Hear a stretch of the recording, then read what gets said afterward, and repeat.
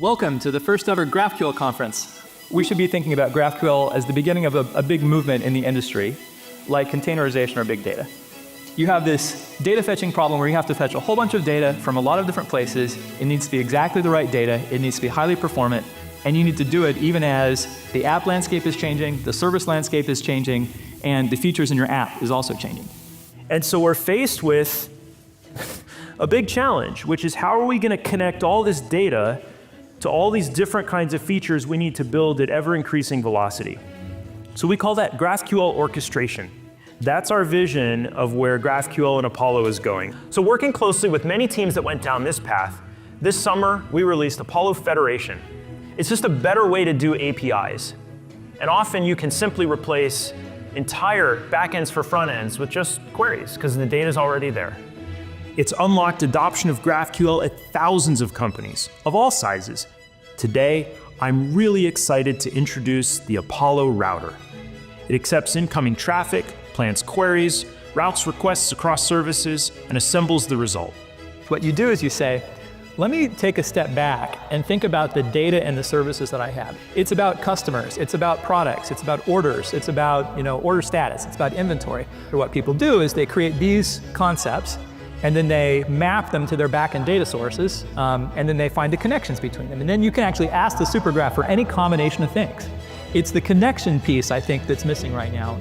We are very focused on bringing more APIs to the graph, and we've been making a lot of investments here to save time and add value for the teams that are bringing things to the graph. We can make those APIs so much more powerful to the end user. We can also make them more secure. We can make them more performant. And that's why this is becoming an essential element of your infrastructure. One last question for you. What do you hope you can say in Salt Lake or in London that you can't say yet today?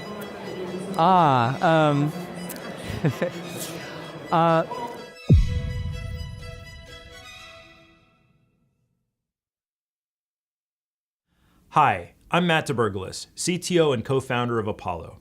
Thank you for choosing to spend your time with us today. I understand we have a lot of folks new to the Apollo community joining us, and I wanted to extend a special warm welcome to each of you. Thanks for coming. We have a lot to share with you today, and I know everyone's busy, so I'm going to take just a few minutes to walk you through what we've got.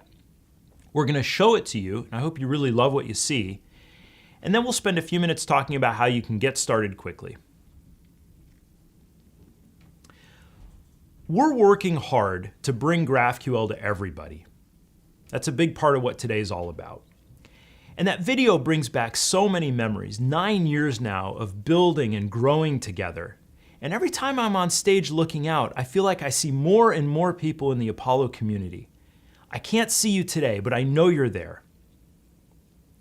And the spread of GraphQL, especially in large companies and critical use cases, has been really extraordinary. Looking back just in the last few months, a growing number of major retailers now run on Apollo and depended on it through the 2024 holiday shopping season. Here in the United States, many of the largest press outlets and media companies relied on Apollo through their coverage of the US election. Many of the banks and fintech companies that we rely on as we go into tax season run on Apollo now. Apollo's probably running inside your TV. It's almost certainly going to be in your next car. And we're not the only ones who are calling it. Industry analysts like Gartner see it too, that GraphQL is becoming a key piece of the modern API stack. Their prediction is that north of half of all enterprises will be running GraphQL in production in just the next few years. So I think it's safe to say that GraphQL is the most important API technology today, and we're proud of the role we've played in bringing it to prominence among forward-thinking teams. But as we've worked with developers who've reached for GraphQL, we've uncovered an opportunity, an exciting opportunity that we want to talk about today. What's common across most everyone who's reached for GraphQL is a pretty basic need, one that shows up in pretty much every company. Over the last 10 to 20 years, everyone has accumulated hundreds, thousands, even tens of thousands of APIs.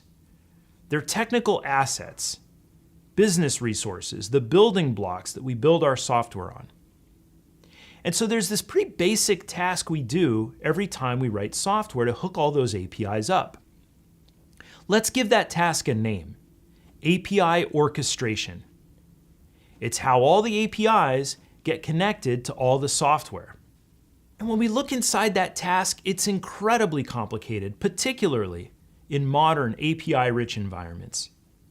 APIs have to be called in a precise manner in sequence. The output of one has to be chained into the input of the next. For performance reasons, we often want to call APIs in parallel. We have to convert synchronous APIs into asynchronous and vice versa. We have to reshape and transform the output of APIs because they're rarely an exact fit for our needs. We have to worry about concerns like caching, security, auth headers, buffering, and so on, errors and retries. All of these things make up the task of API orchestration. And this shows up everywhere. Obviously, application development, anytime you're calling a SaaS API, anytime you're migrating to a modern cloud environment or moving from a monolith to a microservices architecture, in each of these cases, you're changing the APIs you call and the way you call them. And so each of them represents a new orchestration workload that you have to implement. Anytime you're migrating off of a legacy system, anytime that you're combining multiple products into a common user experience, and top of mind for all of us is anytime you're building an agentic AI, which are only useful to the degree that they can call your APIs in a safe and governed way. It's such a fundamentally ever-present task that we hardly think about it, but my guess is API orchestration accounts for a pretty big fraction of all the software development we do. And how do we do it? For the most part, we write code. Lots and lots of procedural code. This is the world of backends for front ends and the experience API pattern. It's service catalogs with auto-generated SDKs. It's client-side data fetching code. No matter where it is and how we build it, it's expensive to write and annoying to maintain. It jeopardizes performance and security. It thwarts our efforts to design and roll out established representations of your key resources so that users have a common, unified experience. It holds teams back from reacting quickly to new threats and opportunities. And ultimately, it's a heavy tax that we pay that stops us from shipping great products and getting the most value out of our APIs.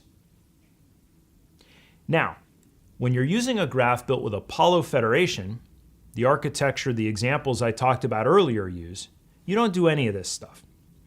Instead of writing procedural code, you write subgraph schemas and GraphQL queries, declarative descriptions of what you have and what you want.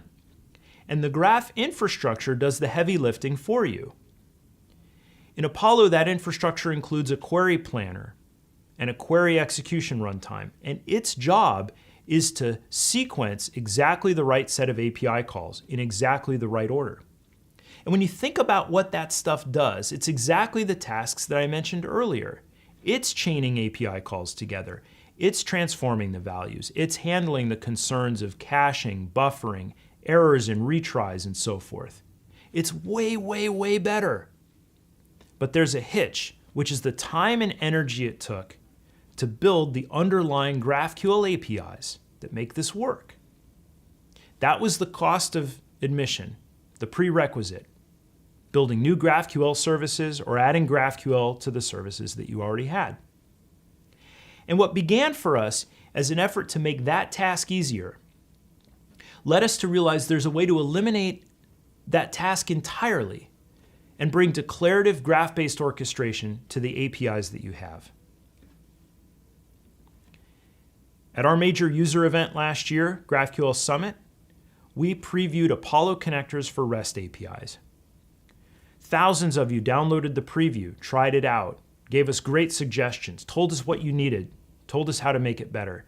Many of you told us what you most needed was for it to be GA. And so I'm very happy to announce that today, Apollo connectors for REST APIs is generally available. What these connectors let you do, we talked about API orchestration before, is they get you to declarative API orchestration really, really quickly. That's why this is so exciting for us. How many REST APIs do you have? Probably a lot. How much procedural orchestration code are you writing on top of those REST APIs? Probably more than you want. How great would it be to get to declarative graph-based orchestration today on top of those APIs? Probably pretty great. And the best news is there's just two simple things that you need to do just that. The first one is the new Apollo router. Also GA today is Apollo Router 2.0. Comes with connectors. It also comes with a big bump in performance. That's due to a new query planner we've written from the ground up designed for connectors.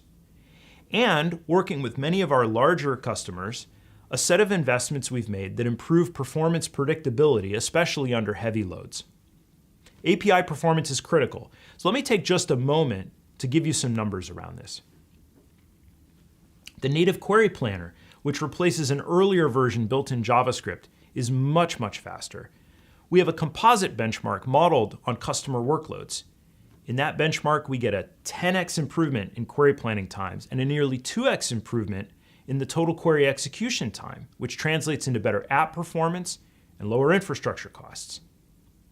We also introduced back pressure management in Router 2.0 that significantly improves the router's behavior under heavy load. These changes are especially useful in auto-scaling Kubernetes deployments.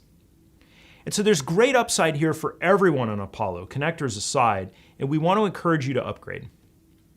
Okay, that's the router. The other ingredient is your existing APIs. You might ask, how is it possible to do graph-based orchestration on top of traditional APIs like what we see here? Well, it's because those APIs already define objects that connect to each other. We just have to describe them. So here's what a connector looks like. You'll see this in action in just a minute. The important thing to know is that you can write these connectors over a single cup of coffee. They're really easy to bang out. They're pretty fun. The main task is documenting those objects that are already in your API. It's actually super satisfying to do that and to be able to query your APIs once you have. And they're flexible. They're meant to work with the real-world APIs that you actually have. Connectors let you rename fields and reshape results, and they include a library of functions that let you transform values coming back from your API. Again, you'll see all this in action in just a moment. I just wanted to give you a frame of reference for what's coming. So think of connectors as kind of a way to package your APIs into modules that make up a graph. You compose them together, and then you can query that graph any way you like. And when you do, Apollo computes a query plan that automatically orchestrates the underlying REST API calls that are necessary. That's it. It's declarative, graph-based orchestration on the APIs that you have today. And by the way, it's all built on federation. So you can mix and match connectors with GraphQL APIs that you may already have. It all works seamlessly together. Let me share a real example of what this means in practice. Cox Automotive, who you may know better as the operator of AutoTrader and Kelley Blue Book, recently implemented a connector for their vehicle identification number service. Every car has a VIN, and the VIN service decodes all of the data contained within that VIN and essentially acts as a bridge into hundreds of other APIs at Cox Automotive.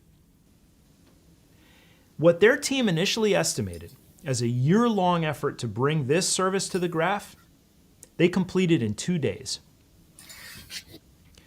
Let me say that again. What was going to take months took 2 days. And as Mark Myler, their principal platform engineer, put it, complex vehicle data logic that would have required extensive rewriting and frankly was seen as an insurmountable task is now transformed into a few lines of declarative code. They didn't just save time, and they didn't just save $1 million in development costs. They shipped something that was previously seen as insurmountable. His words. That's what's exciting. That's what I mean when we've uncovered an exciting opportunity. And I want to show it to you. So let me welcome Michael Watson, our head of DevRel, who's going to take you through a demo of Apollo connectors for REST APIs and give you a sense of just how quick and easy they are to use. Welcome, Michael. Awesome. Thanks, Matt. So I'm really excited to show you all a little bit more with Apollo connectors for REST. And what I have on the screen is I actually have an active graph where we have an active cart for a user. You can see we have some items in that cart. And when we are actually getting the data in this, some of the resolvers we have for that are actually just thin wrappers over REST API endpoints. For example, this price field. This is actually just coming from an AWS Lambda right now. And what we're going to look at is how we can take that individual field and migrate it to an Apollo connector for REST. So let's jump over to VS Code and do that. So the first thing I'm going to do is I'm just going to create a new GraphQL file.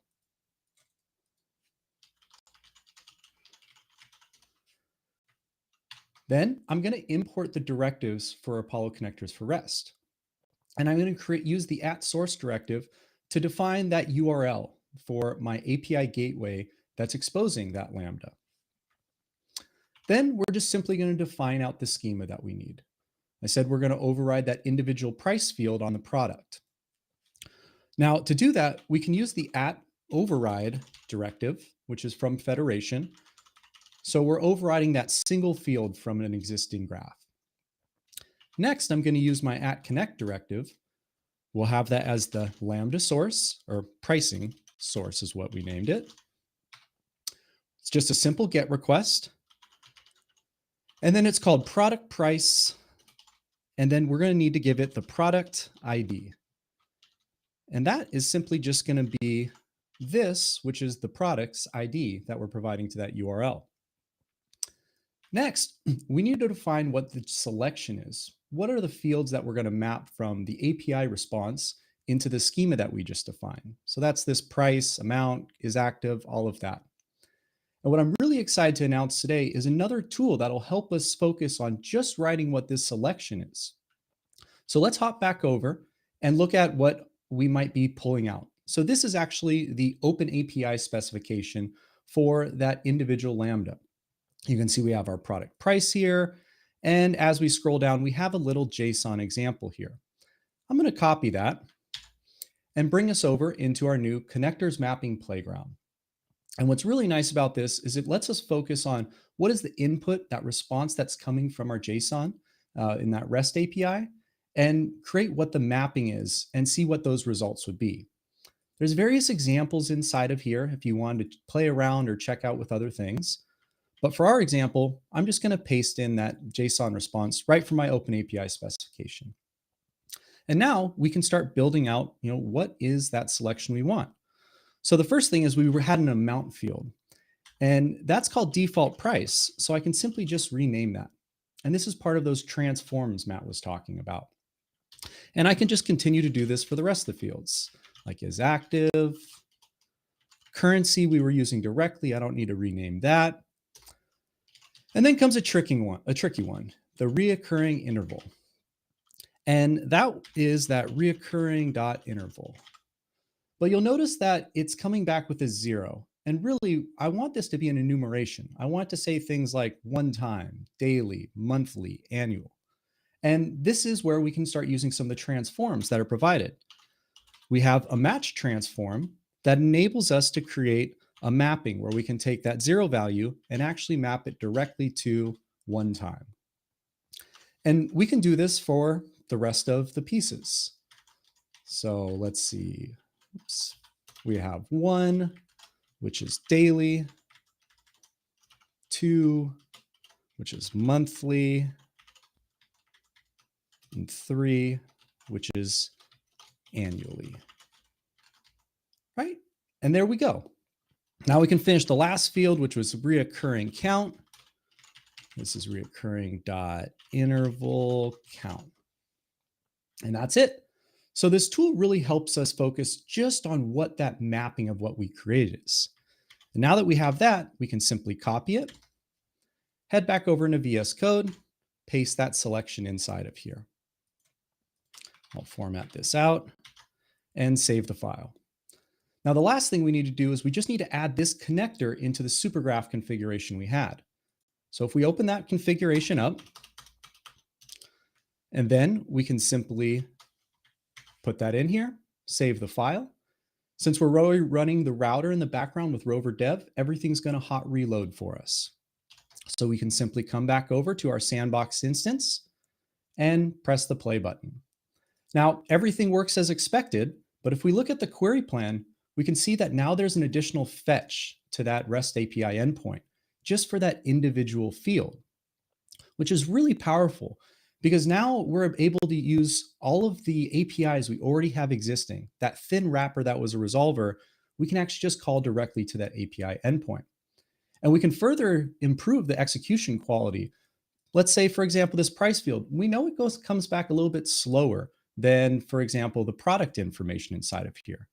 So we can actually wrap that with defer, and that'll give us a deferred execution for our query plan inside of here.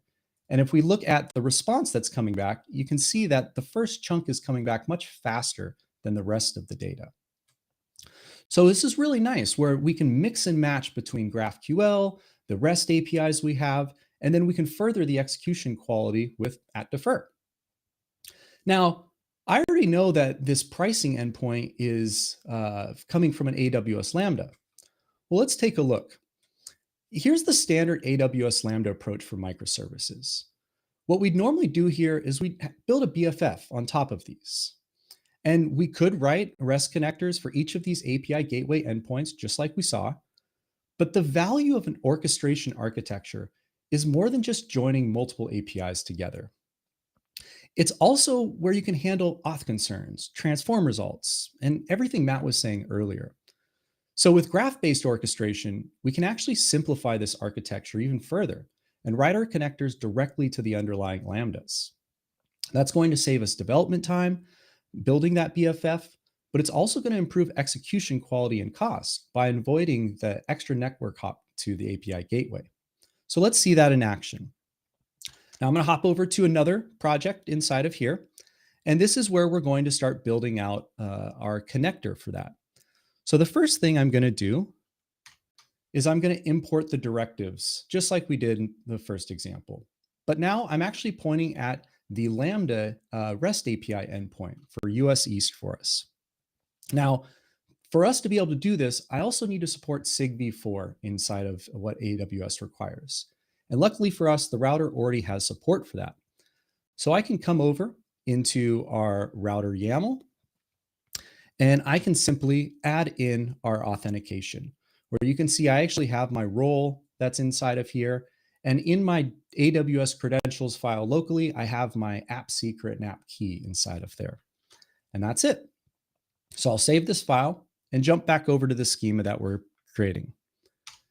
Now, first, we're going to connect our products. We're going to actually get to use a Lambda that just exposes all of our product information. And we're going to do that with our @connect directive. Our source is Lambda. Now, for us to use the API endpoint for AWS, we need to do a post to invoke that Lambda. And then the URL is going to select at least one of the versions. It's the functions, and then I've named my Lambda products. And we're just going to go to the invocations endpoint. Next, we just need to add our selection. Now, I know about this Lambda, and we actually just named everything the exact same, just to make it really easy. I'll save that file. And then we just need to connect that price endpoint. So we'll do another @connect. The source again is going to be Lambda. We have to do a post.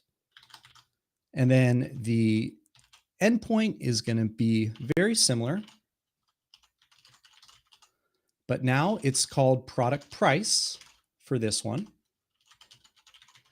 And we need to provide that product ID. And this is going to be in a post body. So we can actually define our body in a similar way. We have our product ID, and that is just going to be this ID. And that's it for that. Now we can come down into the selection, and this is going to be the same selection we had before. So let's head back over to our connectors mapper and just copy that value and paste that inside of here. And I can also format this document using the VS Code extension that's running with our language server in the background. So all those red squiggles you see me getting, that's all part of the VS Code extension that I have running. Now we've built our connector with everything inside of here. So now I can simply run my router using rover dev. Now I've ran it on a different port for us so we don't have any confusion. So let's go back to our sandbox. We'll go to localhost 4001. And we have our products query on the screen, and I'm going to run that. Well, sometimes this happens, right? When we're building these things out, we saw all those red squiggles as we're writing them, but we also need to understand what's happening on the other side, the execution. And this is where the connectors debugger is really helpful, because we can actually see what was going on in that execution.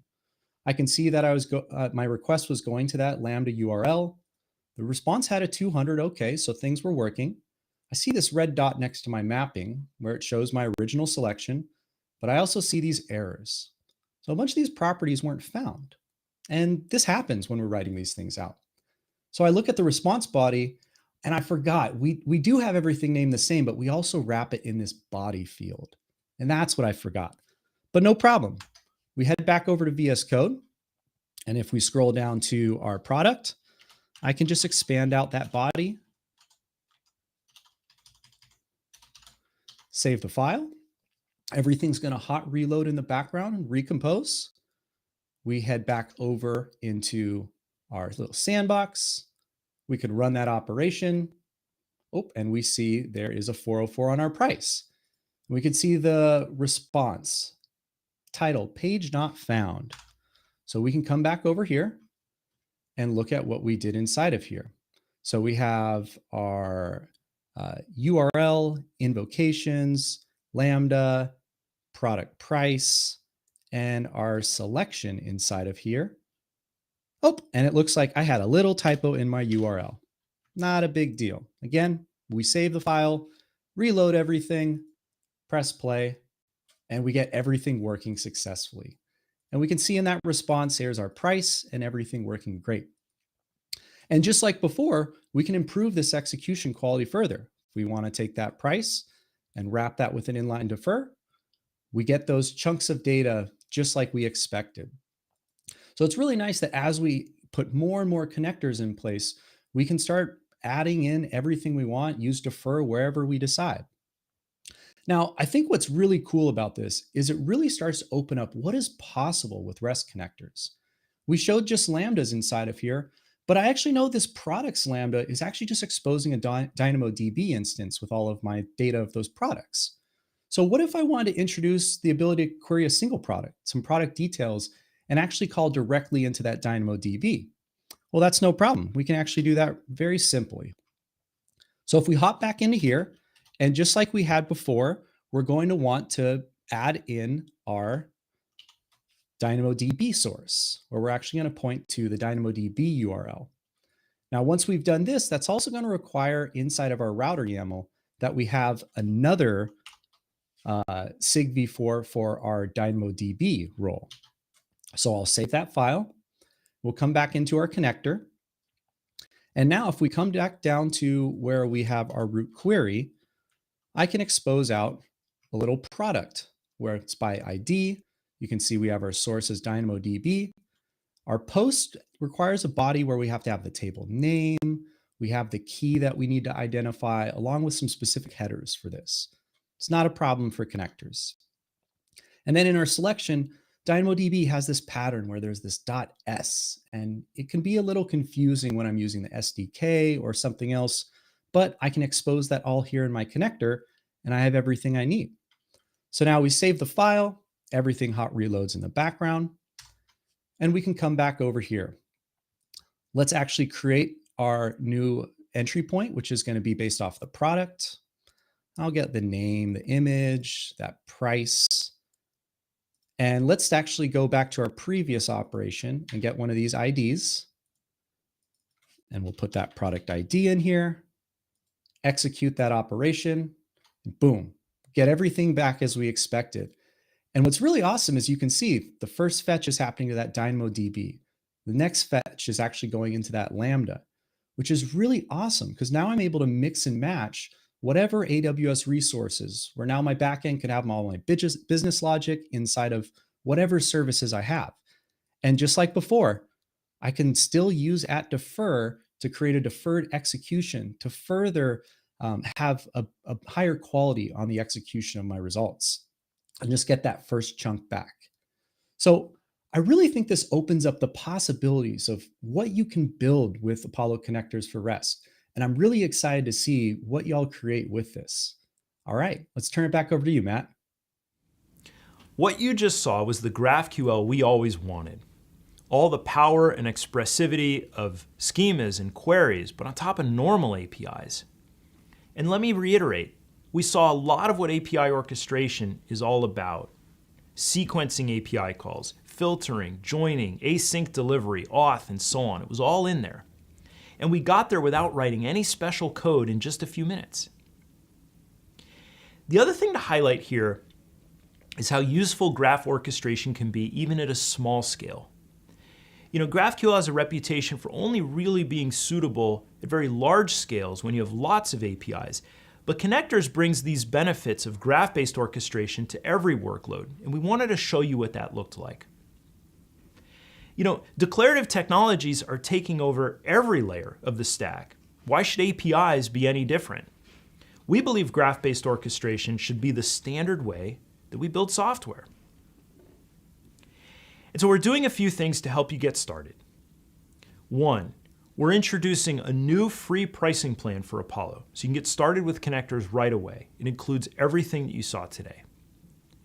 Two, we've just published a library of connectors that you can use as a starting point, either in your own projects or as inspiration and guidance for how to write your own. Three, we've added a complete connectors tutorial to Odyssey, our online learning platform. And four, we've got a series of upcoming workshops and events that are focused on connectors that we invite you to join. That's what we have for you today. It's a pleasure to work with each and every one of you. We look forward to what you build. Stick around for the live Q&A.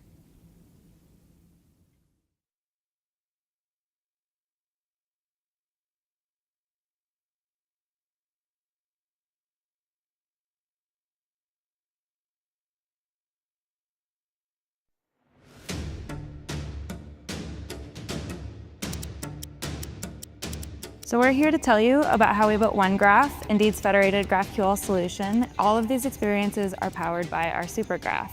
American is not new to GraphQL, but we're just getting started with setting up the Apollo GraphQL platform for the enterprise. We've been using Apollo GraphQL at Ticketmaster for a little over a year now, and we got a lot of value out of our initial schema. From our mobile web to our customer-facing apps, we have supplier portals, we have employee-facing applications. It's all powered by GraphQL. For us, what was really strong here was how does it help their goals? How does it help to make them better? And not just something that's like, oh, you know, GraphQL in general is great. You know, we all know how powerful Apollo Federation is, and so we all know that that's going to solve a lot of these problems. I want to give a glimpse of what Federation has done in our technology organization. GraphQL is currently positioned to be a key tool in PlayStation's technological arsenal. And what we've learned is that when wielded properly, GraphQL becomes a powerful weapon for change. Ares has been running Apollo Federation for years. As we continue to grow, we have seen our traffic increase from millions to billions of requests. Our graph powers features across the bundle through 118 clients that we support, making 50 billion requests, and a graph that's over 1,000 types and 7,000 fields. And all of this data is served through GraphQL. GraphQL really helped us innovate. We want to move fast, which GraphQL helped us to do. So what led us to think about a change as big as adopting GraphQL Federation at an enterprise? We saw it as a cohesive solution to our technical, organizational, and business challenges. We didn't just streamline our APIs, but we unlocked millions in savings and millions in new product revenue. GraphQL is not just a technical upgrade, it's a catalyst that accelerates business growth and innovation.